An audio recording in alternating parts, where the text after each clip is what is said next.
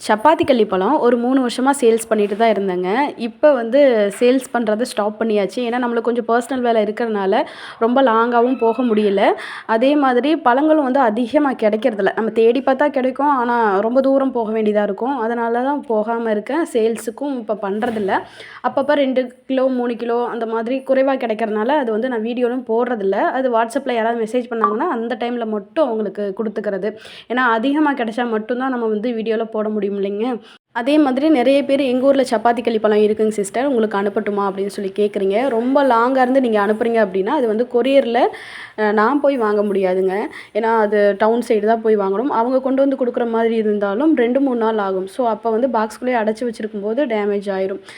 நாம வந்து எப்படி பேக் பண்றது அப்படின்னு சொல்லிட்டு, அதில கொஞ்சம் அனுபவம் மூலியமா இப்ப வந்து பேக் பண்ணிட்டுருக்குறோம். ஸோ, அதனால அது கொஞ்சம் கரெக்ட்டா போகுது. நீங்க புதுசா போடும்போது டேமேஜ் ஆயிருச்சுன்னா, அப்புறம் உங்களுக்கும் லாஸு, எனக்கும் லாஸ் ஆகும். ஸோ, அதனால தான் வேண்டாம் அப்படின்னு சொல்லிர்றது. ஒருவேள பக்கமா இருக்கீங்க, பொள்ளாச்சி, உடுமலைப்பேட்டை, தாராபுரம், திருப்பூர் ஸோ இந்த மாதிரி நம்ம ஊருக்கு பக்கமா இருக்கீங்க அப்படின்னா, கள்ளிப்பழம் இருந்துச்சுன்னா சொல்லுங்க. நாங்க வந்து நேரடியா கூட வாங்கிக்கிறோம். ஓகேங்களா? ஆனா கொரியர்ல போட்டு அது டேமேஜ் ஆயி அப்புறம் உங்களுக்கும் எனக்கும் லாஸ் ஆகும். ஸோ, அதனால தான் வேண்டாம் அப்படின்னு சொல்றேன். ரொம்ப லாங்கா இருக்கவங்க கான்டாக்ட் பண்ண வேண்டாம். நான் சொன்ன ஊர் பக்கமா இருக்கிறவங்க வேணா மட்டும் கான்டாக்ட் பண்ணுங்க. வாங்கி வேணா குடுத்துக்கலாம். சரிங்களா?